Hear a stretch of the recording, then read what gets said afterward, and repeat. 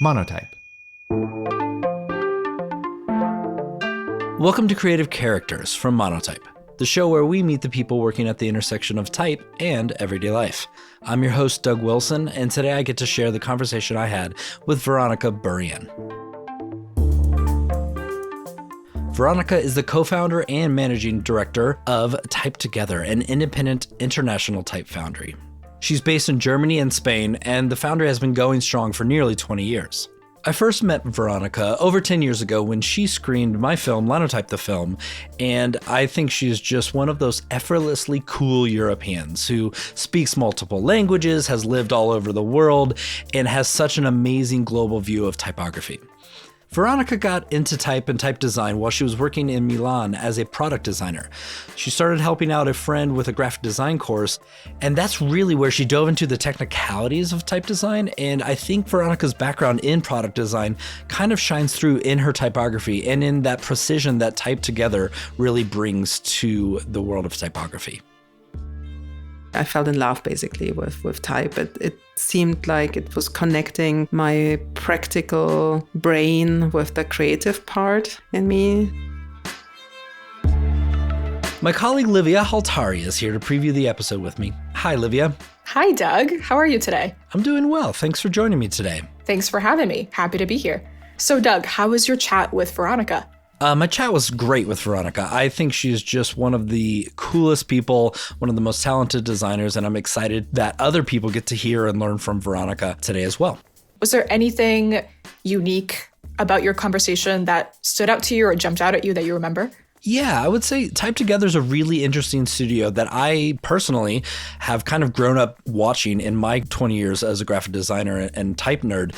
What I think is really interesting about Type Together is that they are a truly global, truly independent type foundry and have been for 20 years. They started out in 2005, 2006, and they were on opposite continents. Veronika was in Europe and Jose was in South America, and they still made remote working work.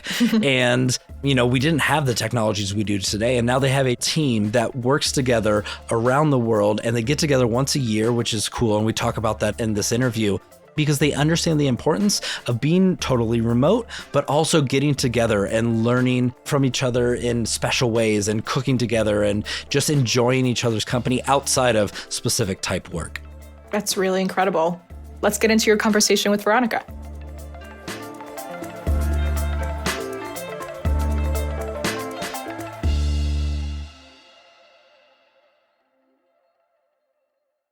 I'm very excited to have Veronika Burian, type designer, educator, global citizen, and part of the wonderful type foundry Type Together here today. So Veronika, thank you so much for joining.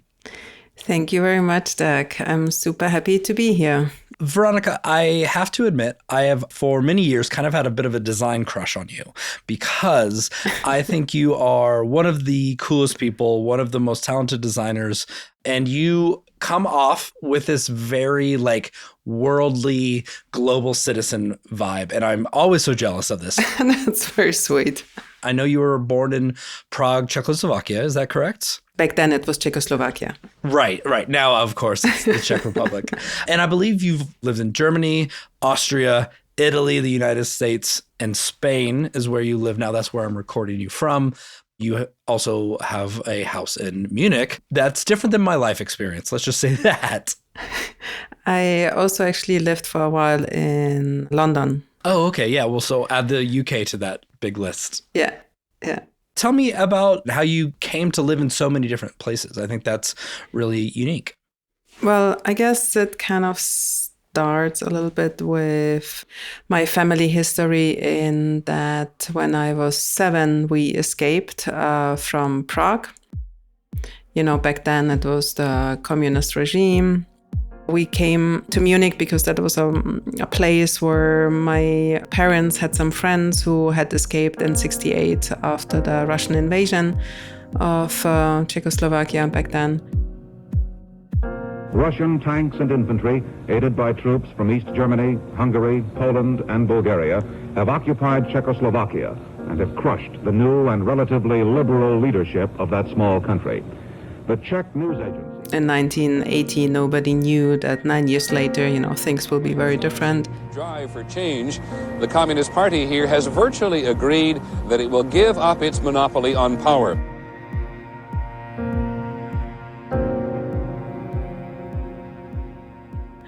Munich, that's where I kind of grew up and went partially to university. Got it. So, yeah, it sounds like even from a young age, being not necessarily a citizen of a specific place or a specific country, but of the world kind of was built into you. Yeah, in a way, I did not necessarily feel German, although I grew up there, I went to school there, and now in my slightly older years, I can appreciate that Munich is a great place, and that's why I partially also live there. Still, also because my mom is still there and so on, and I have very old friends, but I never felt like super at home there. I guess I was a bit curious about other places. I did not feel as attached to like a birthplace, like other people do who are born somewhere and then they just stay there and that's it. And then when the opportunity arose, I went to Vienna for over a year to do kind of an internship because I studied industrial design. We had to do a semester in a studio towards the end of my studies. And I guess I then wasn't ready to settle down. I always was very keen on independence. So the sense of independence, of, in a way, freedom, well, as much as one can feel free in this society. And so it sort of happened that from Vienna, I had a short few months in Munich, and then my then boyfriend went to Milan. So it kind of seemed like a good idea to go as well. And it was a great time. And Milan was fantastic. Yeah. That was back in 99 to 2002. And then it seemed like I had this slight rhythm of 3-4 years in a place, kind of changing through different opportunities that life kind of threw at me.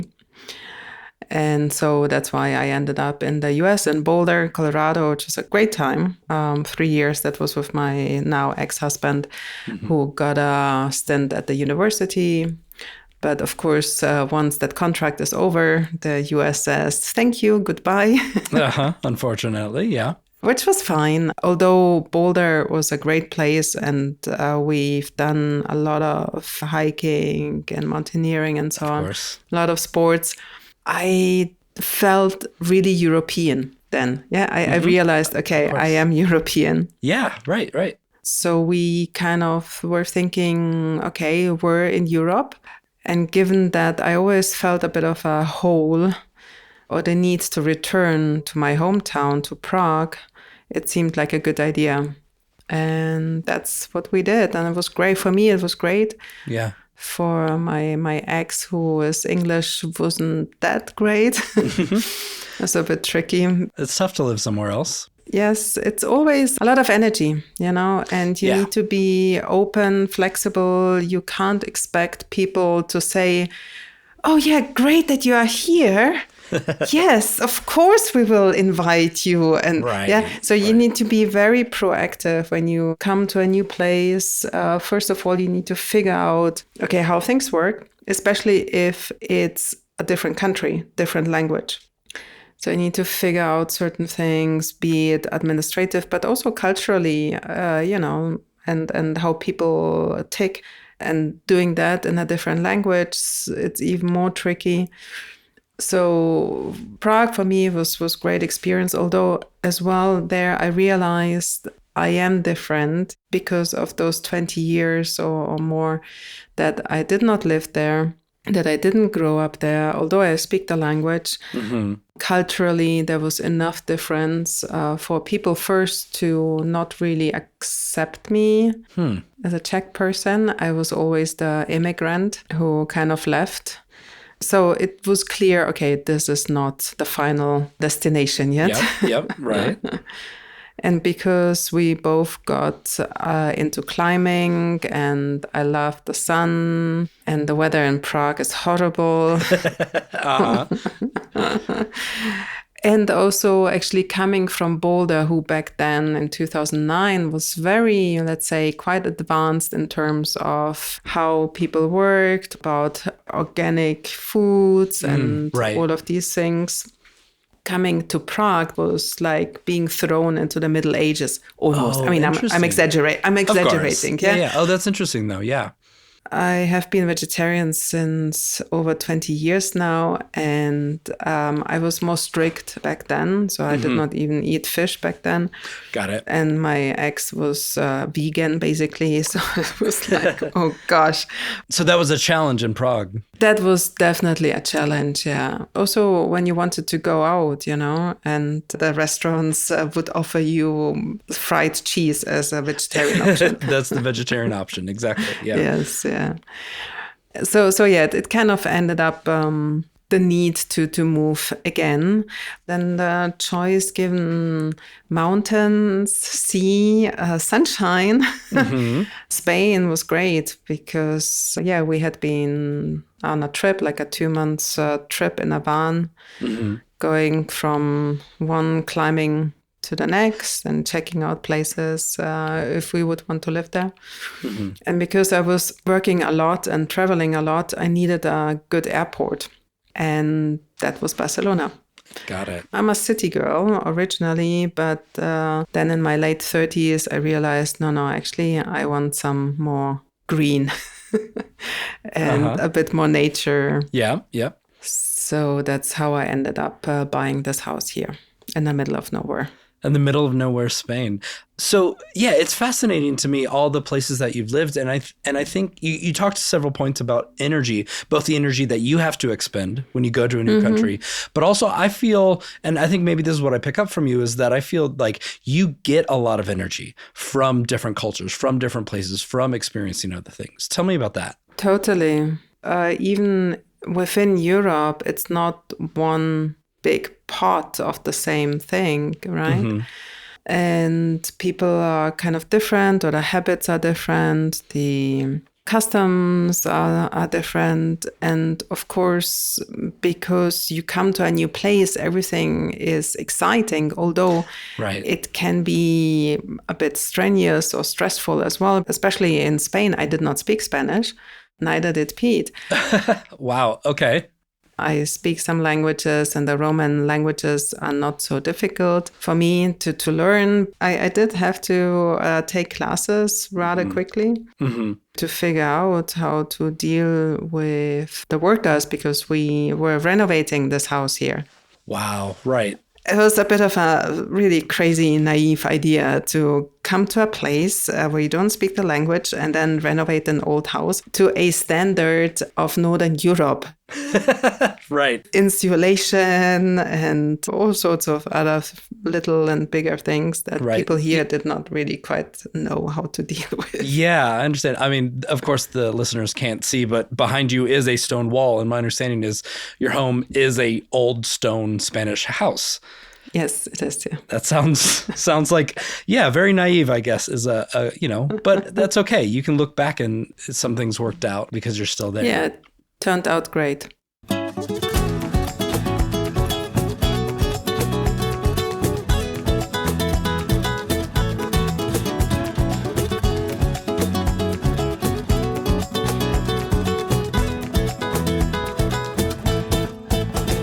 I heard you say that you studied industrial design, but obviously we're here talking about type design and typography. So how did those connect? So yes, my original education is industrial product design. This is back in the days where there was barely the internet. There was actually 3D design already. We had like one computer, was super, super difficult, but we were making models out of wood, out of styrofoam, clay, these kind of things. It was very classic kind of product design, which in a way I never quite felt at home with it. And when I was in Milan, I worked at a product design studio. It was Makio Hazuike. He was a Japanese who had been living in Italy for like 30 years or more.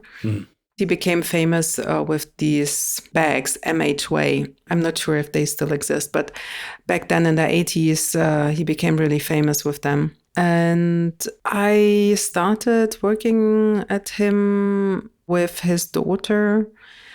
And he was kind of that type of, let's say, male designer who thought that women can't do industrial design.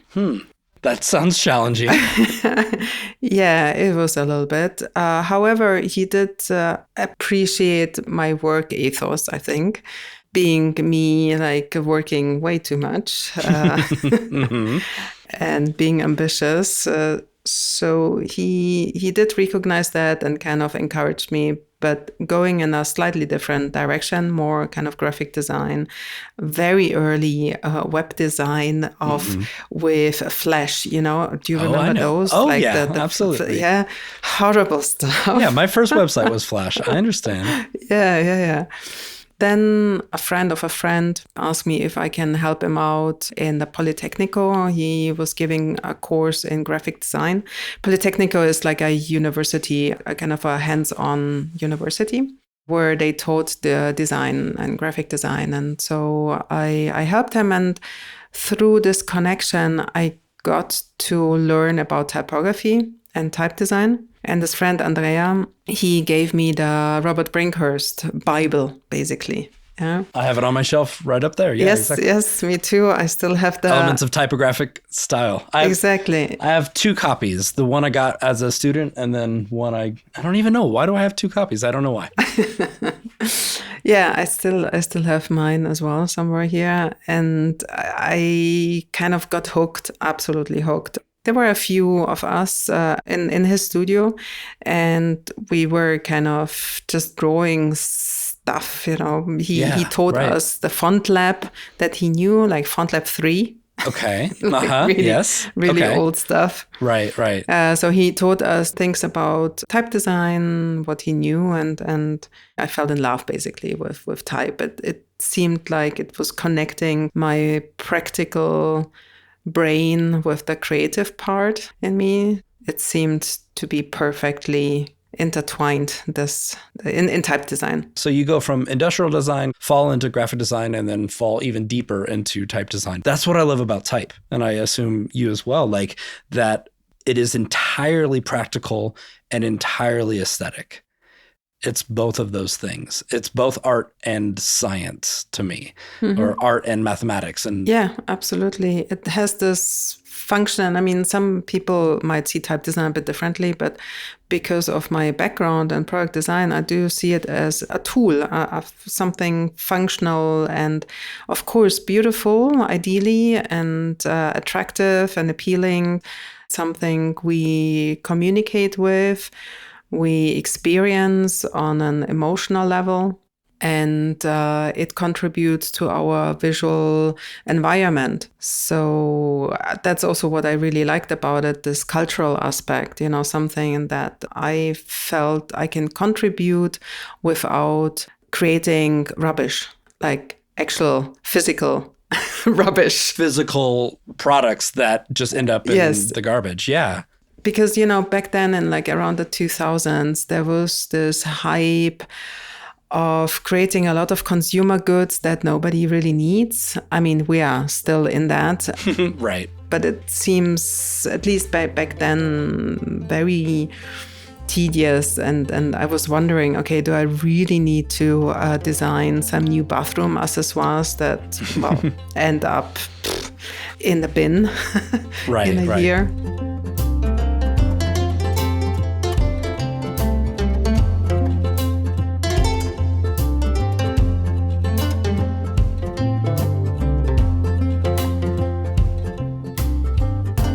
I've always really felt Type Together in your work has always been extremely well thought through, always been extremely practical and applicable to good graphic design, and extremely cultural and focused on a lot of global scripts. it all makes sense. Of course it is, because it's coming from you, and that is your experience as well. Yeah, totally. That is one of our main goals, is to create very usable, respectful multi-script typography, type design, type fonts that can be actually read and used.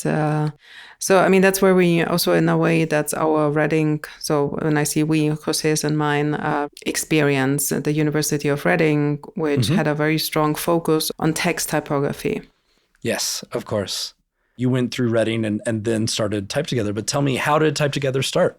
So I met Jose in Reading. I was there a year before him, but he kind of hung around. He came, I think, half a year earlier with his wife. And he was hanging on, and somehow, I guess, we met there. We got to talk and so on. Then I was still in London. I was working at Dalton Mark back when it was very small studio. Right. And I got to work with Ron Carpenter, who was a great teacher, and also actually Vinnie Conner, the Comic Sans designer. Not only, but he's known for that. Yes, of course. Yeah. Yep. Because we were so small, because it was such a close kind of and small environment. So I got to understand quite a few things also about business and so on. Well, but it was, at least for me, at some point pretty clear I'm not employable. I mean, I don't wanna stay employed. Yeah. Okay. I think that's the sense I always had of independence, that I need to have my own head and do the things that I want. But it was also clear that I don't want to do it on my own. And given with Jose, somehow I had the feeling that we are on the same level in terms of type, and we respected our work. And he already had some business experience because he had his own studio back in Argentina. And I had zero. Right. Kind of felt like a potentially good partnership. And at some point I asked him if he could think, to start slowly, perhaps with a project. And he was up for it. And we tried it out with one typeface, because also, he was then back in Argentina, about, 10,000 kilometers away. Yeah, not close at all. And in 2006, 19 years now, internet connections were okay. There was Skype. Yeah, there was Skype. Exactly. Just barely Skype. There was just barely Skype. So these kind of tools of working over distance that we have today, they just did not really exist. Right.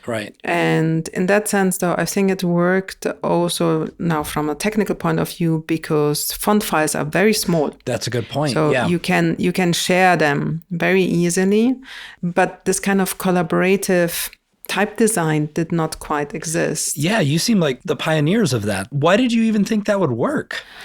I think we both had a very similar attitude towards type and how it should look and what the kind of goal is for type.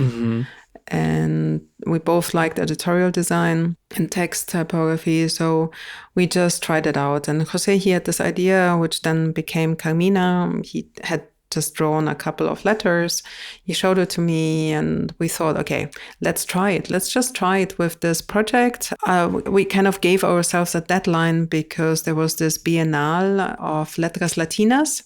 Not really a competition, well, sort of, let's say a competition, but more of a showcase of South American typefaces, which wasn't that advanced back then.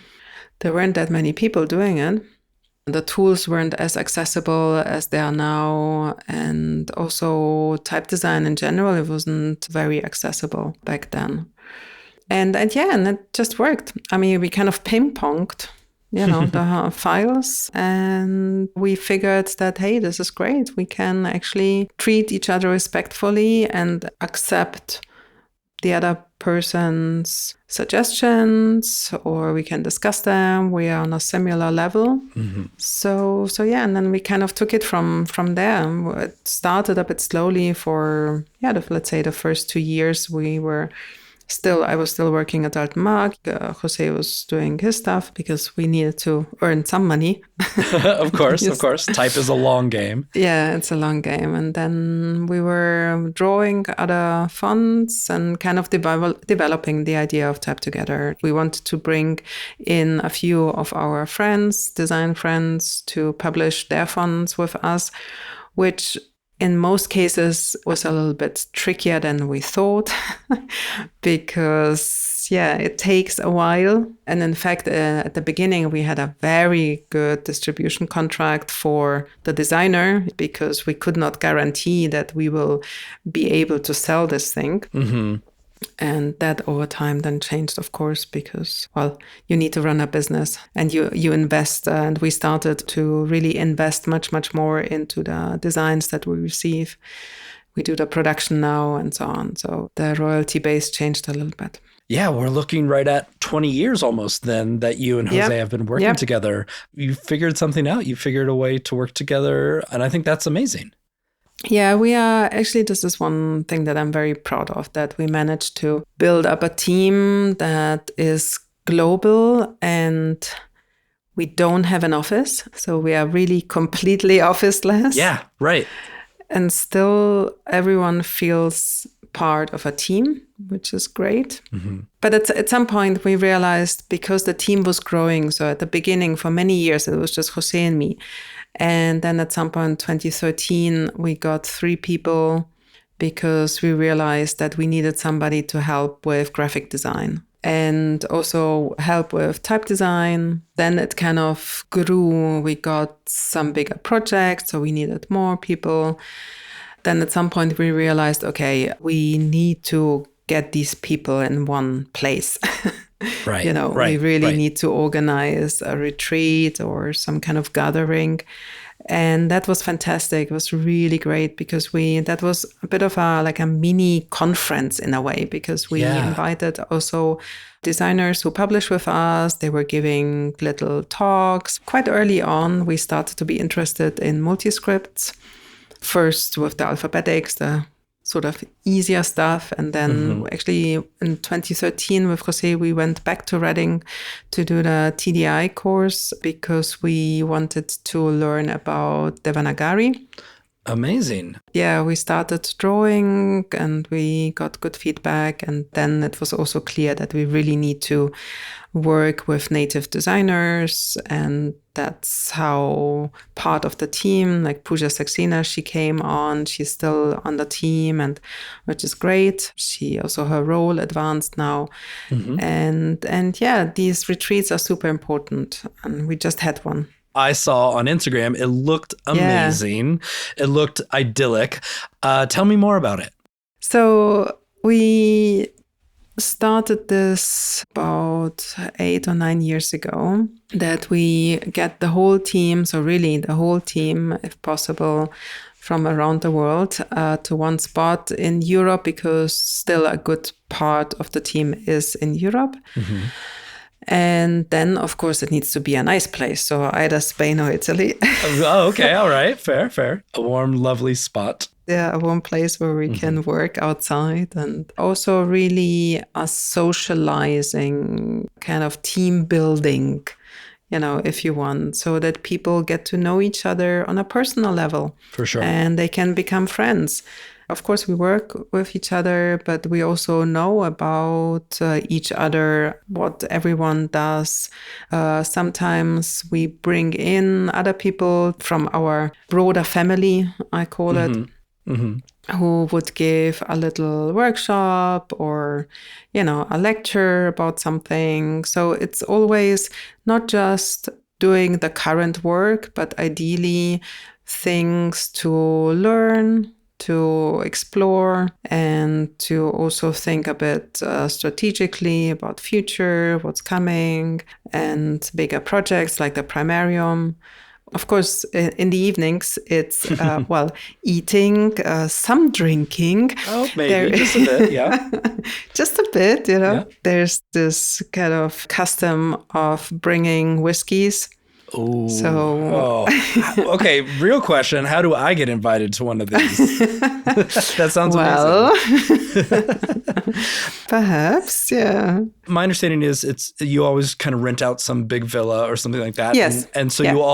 you're all in the same area, you're sleeping in the same Yes. area, you're Yes. cooking Yes. meals together. Exactly. All of it. We exactly.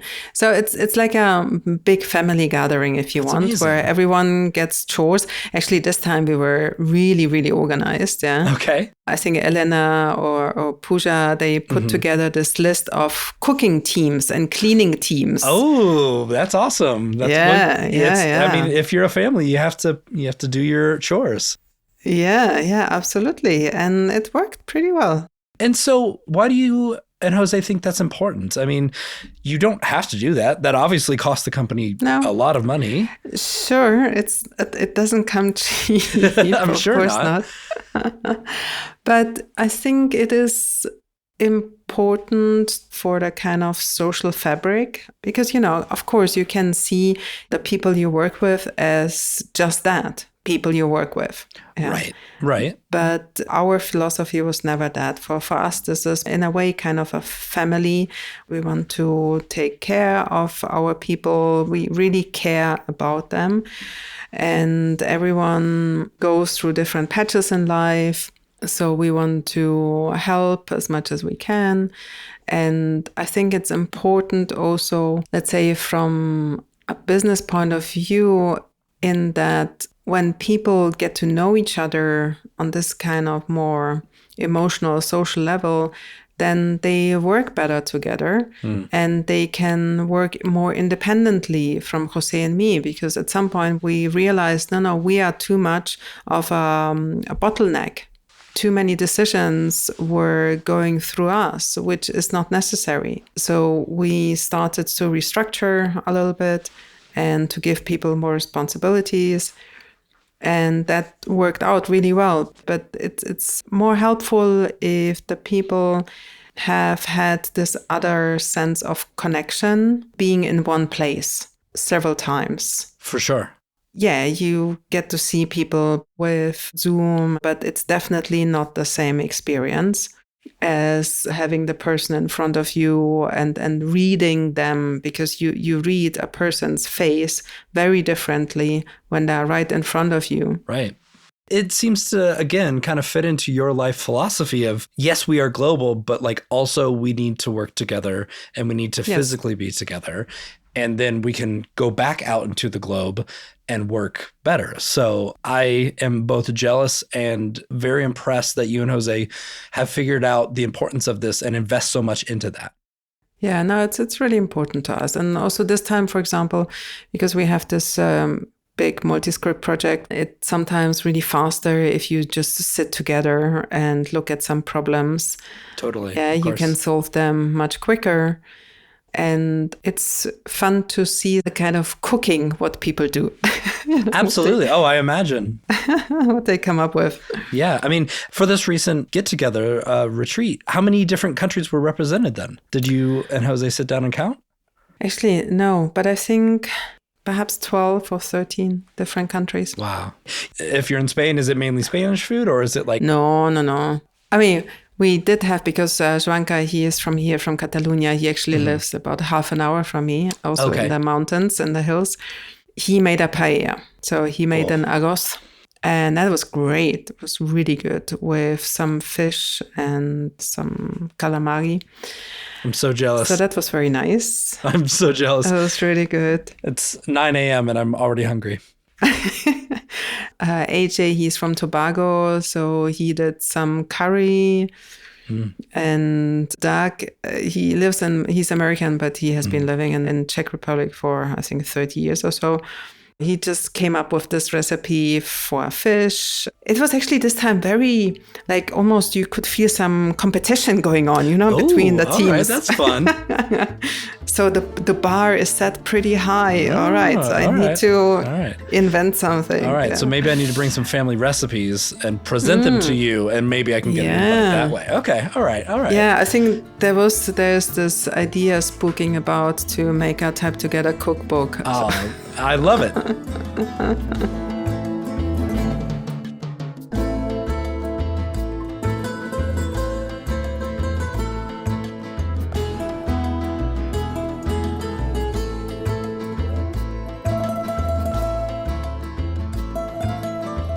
I mean, I would love to keep talking about food, but let's get back to the multi-script typography, because as I said earlier, like, I think Type Together, that is a strength. That is what you bring, and that's what you offer to anyone using your type, is this deep and I feel well-researched and well-designed multi-script functionality.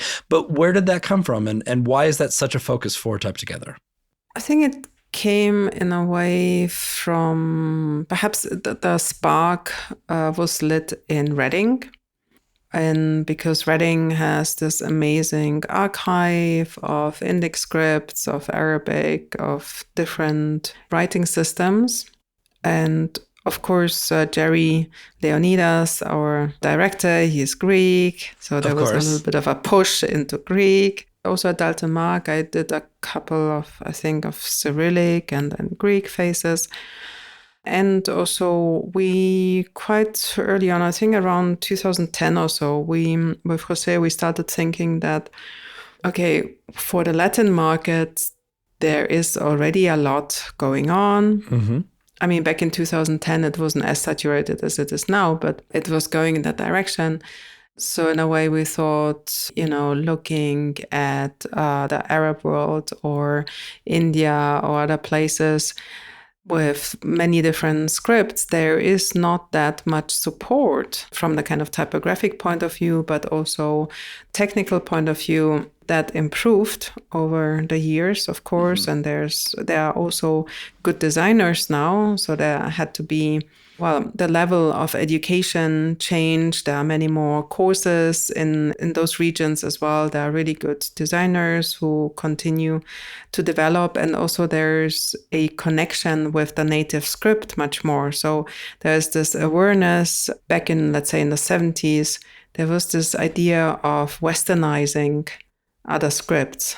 Yes. For example, if you look at Greek fonts in the 70s, it's like the lambda is a reversed Y, or the eta is an N, So because it felt modern, apparently. I mean, back then it felt like, okay, this is what needs to happen. And in other places, there was a similar movement, let's say. But over the last 20, 30 years, this really changed. And people really, they, like young designers, they go and look at archives, they find the history of their script. And this is wonderful. So we were interested, we were just fascinated and wanted to learn more, and thought that this is, where we can contribute in our collaborative philosophy to work with people from those regions to really understand, because of course, as a non-native, you can dive into a foreign script, into the language, into everything. It takes a lot of work. Ideally, you live there for a while. And the other way is to actually work with local people who can read and write, but who are designers, typographers. So not just anyone. Okay. Why is that important? Because it's like if you imagine going in Denver on the main street and asking somebody, hey, what do you think about this typeface? Yeah. People will have some kind of reaction, but a very emotional reaction. They will not necessarily tell you, hey, come on, man. This M looks shitty, You need to right. make it heavier, or this doesn't fit at all, the style and what you want to communicate here. Mm-hmm. So you need people with type background and experience who understand those things. Again, kind of tying to your own multicultural experience, your respect and understanding of like, oh, we need to work with people that understand not only the language and how to read, but also how to use and the traditions of using these characters. Exactly. So what's the orthography? What is acceptable? Well, when you grow up with a script, you have a very different sensibility of what is acceptable. Now, with this one project, we have worked with people, local designers, who would go and look at lettering just to understand how shapes can be interpreted and what is still acceptable. To then kind of bring that back or explore in an actual type design. And so this is something you can't really, I mean, of course you can pick up with a lot of experience. I know of a few people, very few people, who are able to do that with a script they are not native. Mm-hmm. But it requires quite a lot of intensive work.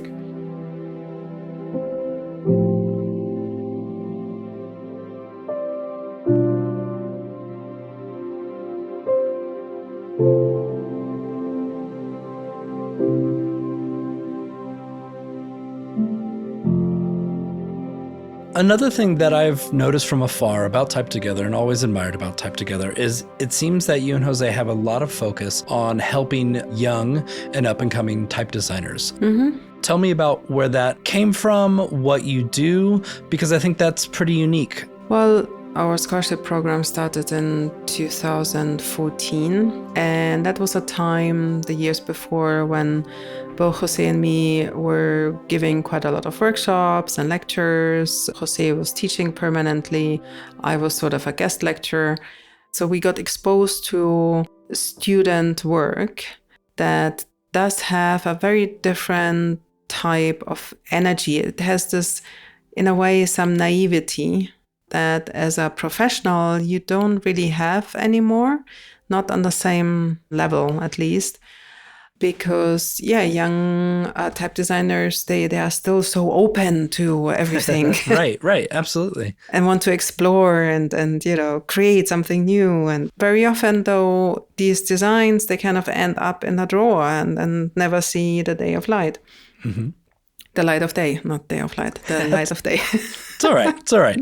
I mean, let's be honest, how many languages do you speak, Veronika?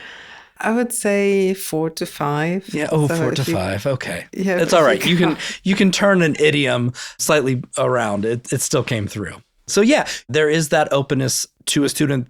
They kind of don't know the rules that they are breaking, but there's some freshness to that. Yeah, exactly. And we wanted to tap into that. And also we figured that, of course, Jose and me, that there's a limit of fonts we can kind of get out there per year, because we were not doing like one style display fonts, but really text and large families, which take time. Of course. So we thought, okay, one idea could be to help a young and talented designer to grow. Mm-hmm. And at the same time, get a design that we really like and that could be successful. So we sort of, caught two flies in a way. And it was the beginning of our mentorship. Now it's really like an internship. It's not just a mentorship. So it's not just hey, here's a little like reward for a nice typeface. No, so we work, usually it's 1 to 2 years, very intensively with the designer. Wow. At the beginning, it's once a week, a feedback session with me and Jose.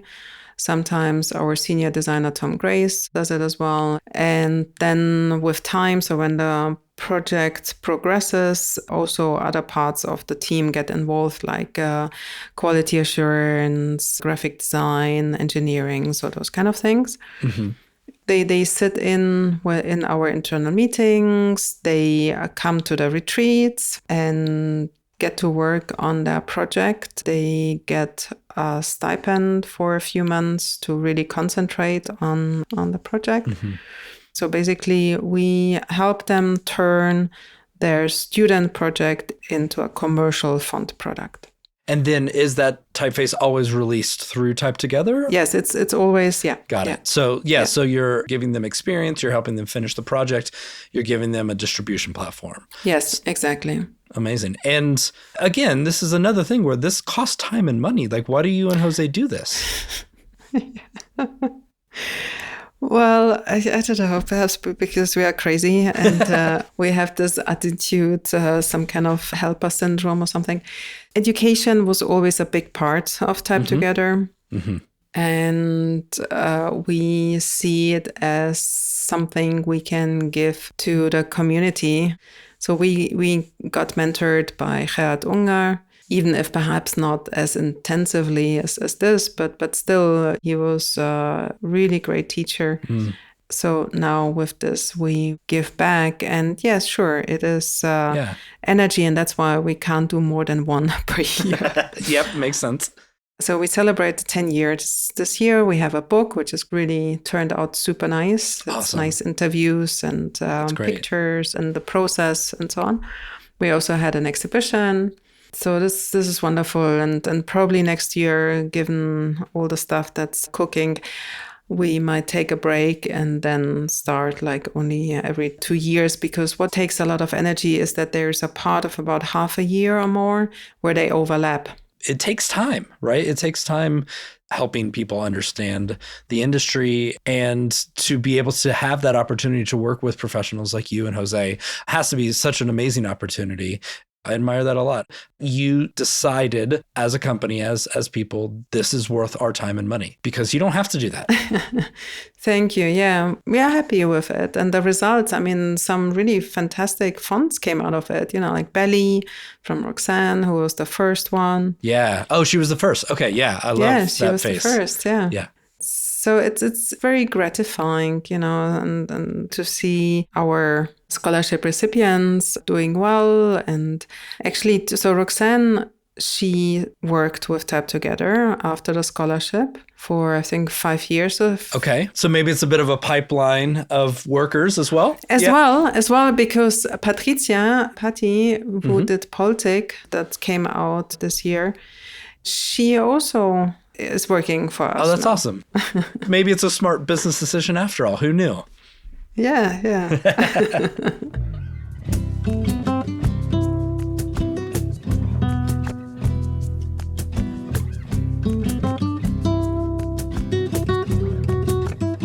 Well, there's so much going on with Type Together. I have a couple just tell me about this project questions. The first one I want to know about is tell me about alphabets.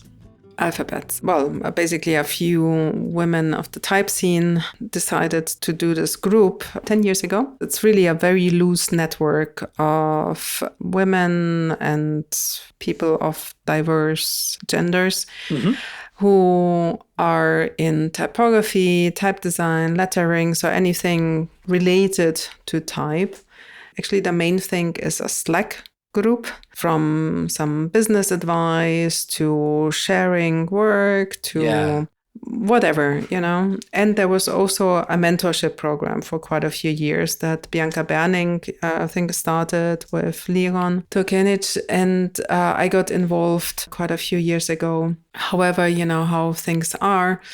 I mean, I'm still in the group, and I support also the book that Amy is doing now. Type Together, we supported it with some money, as well as other foundries do that. So because it's important, it's a good kind of historical document and book, because what happened in those 10 years in terms of gender equality and awareness is great. Yeah, it's just, I think things improved. There are definitely way more women in the type scene than when I started 20 years ago. So this is great. And young women also going into engineering. So not just the classic, quote unquote, quotation marks, quotes, lettering, nice, curly shapes. Of course. Yeah, right. Gosh, it was such a stereotype back when I started. I believe that. Tell me a little bit about the Primarium project, because I recently saw you and Jose present about it, and I want more people to know about it. Yeah, Primarium is a fantastic project. It's kind of, I call it a living project. We are actually still only a few weeks, I hope, away of adding more countries. But basically, it started over 3 years ago with the idea to do a research project and a type project that involved handwriting education globally. Globally, in sense that we looked at 40 countries. We now looked at a few more that use the Latin script. So only related to the Latin script. But, in Vietnam, they use Latin, or Malaysia and so on, in India. And to do the type project, which was basically creating an asset, a digital asset, to give to people to then create exercise sheets for kids to learn to write. Handwriting. Handwriting. Right. And I have to admit my own ignorance. I just had never thought about it because I, of course, in the United States was taught a certain style of handwriting, but it's so different all over the world. Very much. Yes, very much so. And so this project, exactly, that's the point. We have a website. It collects all of the information of these different handwriting models. It gives a historical background.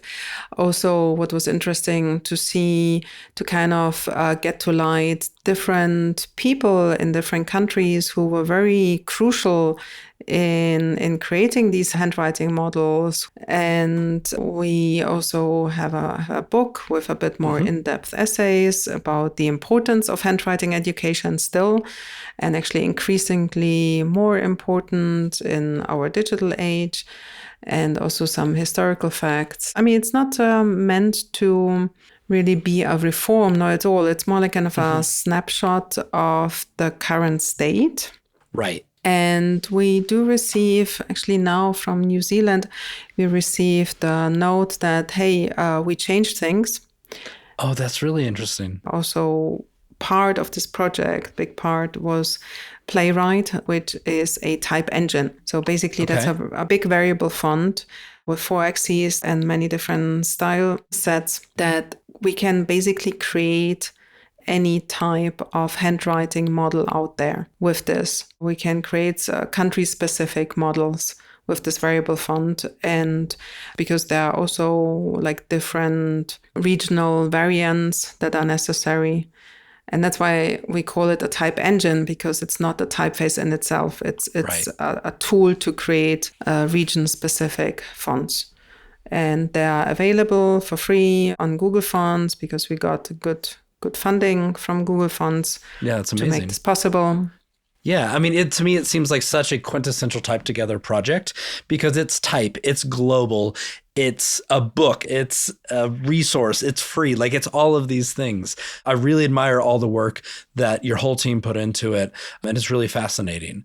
Primarium project, I strongly encourage our listeners to go check it out. It's really good. And the exhibition that the HMCT put on in LA is fantastic. I think it's still going on until next year.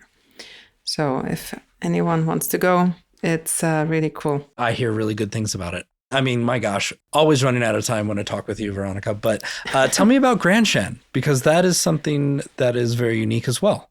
Right. Yeah, I got involved in Granshan about, I think the first involvement was in 2010 as a jury member. So Granshan is this voluntary run project, originally coming from Armenia, and then in collaboration with the TGM, which is the Typografische Gesellschaft in Munich, and Boris Kochan, it became this platform for scripts beyond Latin. So really a focus on different regions of the world and doing type design competitions. So originally the idea, when they started, I think properly in 2009, there wasn't that much quality type design in the non-Latin parts of the world. And so the idea was to really encourage, through a competition, through putting together an expert jury of people, to really encourage new development of type design work. And I got involved as a jury member first, and then over time I got more and more involved in the organization. Now I'm co-chair and kind of part of the Orga team running this thing. But again, that focus of global scripts, that focus of type is global. And at least I can only speak for myself. As an American, you forget that sometimes. It's very easy to forget how global type is. And yes, type is always connected with technology and connected with, capitalism and money, but there is still so many untapped and under-resourced areas of the world. And so it seems like that's a big focus of your work and specifically of Granshan. Yeah, very, very much so. And now with the new competitions called Bloom Award, we want to focus on communication design, so graphic design, on applying the good typefaces that really have improved over the last 10, 15 years. So want to focus on the application in also 9 regions and different media categories. And yeah, that is coming in autumn this year. That's very exciting. Obviously, hopefully the listeners can tell how much you're doing and how much Type Together does. So you've done a lot, right? You've done a lot in the last 20 years. You personally, you and Jose together, you and Jose and the larger Type Together team. What is something that you still want to do? What keeps you coming to the computer in the morning? Like, how can you still stay motivated 20 years in? Sometimes it's hard, of course, or it's somewhat an up and down. But seeing the team being such good sports and seeing that we brought all these people together and that they really enjoy being part of something, this is great. That really gives me motivation and gives me energy. And other part is a few years, well, about 2 or 3 years, I kind of suggested to restructure a little bit, kind of develop, let's say, another pillar for the company, which would focus on more non-profit projects. And Primarium was one part of that. And we are trying to get funding for another one, which is kind of a poster project for the World Design Capital in Frankfurt. Yeah, so trying to find funding in other places than custom design. Yeah. We started research on Pan-African Latin, so to kind of go further and develop and try to work with local people, because Africa is obviously, or sub-Saharan Africa is a huge place, and there are so many different, let's say, orthographies, and there's a lot still missing just from the digital asset point of view. You know, keyboards not working, people are not able to set their language, either because there's no font they can use or because the mobile phone just doesn't support it. So there's quite a lot to do, and Type can help. I mean, given that people communicate so much through mobile devices, through digital assets, it is still necessary to provide different fonts for that. So yeah, there's still things to do. Yeah, it seems like you won't be want for things to do anytime soon. But, you know, on the other side, of course, I could also just go from tango festival to tango festival to some climbing in between. And yeah, that's true. That's true, right? Exactly. Go for walks with my dog and stuff. Well, yeah, you have to find that balance. My last question is, what would be a piece of advice that you could share with an up-and-coming type designer, up-and-coming graphic designer that's really interested in type? Yeah, that's a tough one these days. It is, right? I mean, obviously, it's wonderful if a person found their passion in type. I do still think there is space for it. It just got tougher. Yeah, especially in the kind of Western hemisphere. There's a lot of competition, but still, you know, what helped me was perseverance and ambition. It is like that. You will not be good in anything unless you put the time into it. Yeah, I'm sorry to say, but it is like that. Yeah. And especially with something like type design, which is a craft, and the learning curve can be very fast. Yeah. So if I remember in my Reading days, I mean, I had basically 0 type design experience coming to Reading. And then looking back 1 year, we had to do sort of a review and present the material, our process. And then, looking at it was, wow, okay, I did actually improve quite a bit in this year. The first sketches looked crap, but then 1 year later, okay, this could be a typeface. One advice would be not to be shy to talk to people and to ideally perhaps get a mentor, talk, ask questions, and learn as much as you can. Learn perhaps also, if you can, about different scripts. Try it out. Don't be too much in your own bubble. Go out there. Not everyone can do it physically, but nowadays on the web, so much resource. Yeah. Right. Like, for example, when we started, one of the things that was important to us was to create diacritics. So these are accents, on letters that are culturally good for, be it Czech or, all the Slavic languages. In Czech, we use 15 diacritics, additional letters. So, it's quite a big thing. And they are part of the sound of the language. They're important. And back then, there was barely any information available. There were a few websites that were put together by people like Filip Blažek and Radek Sidon later on. So, or Adam Twadok for Polish. And so there were a few of these things. And now it's like plenty more. So there's no excuse. Are you jealous of the younger generation that is just learning and have all of these resources? No.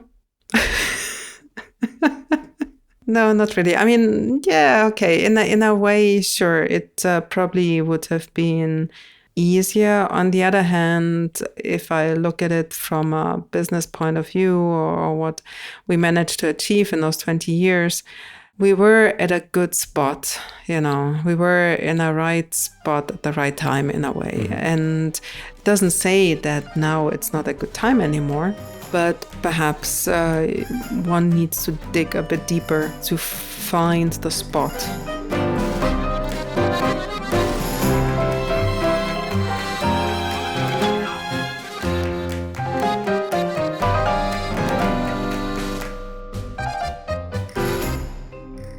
Well, it's been a pleasure to chat with you. Thank you for joining on a Friday evening in Spain, when perhaps later you'll go tango dancing. Sounds amazing. Yeah. I hope you do it. I hope you enjoy it. I will. Thank you, Doug. Thank you, Mia, and the whole team. Been a pleasure.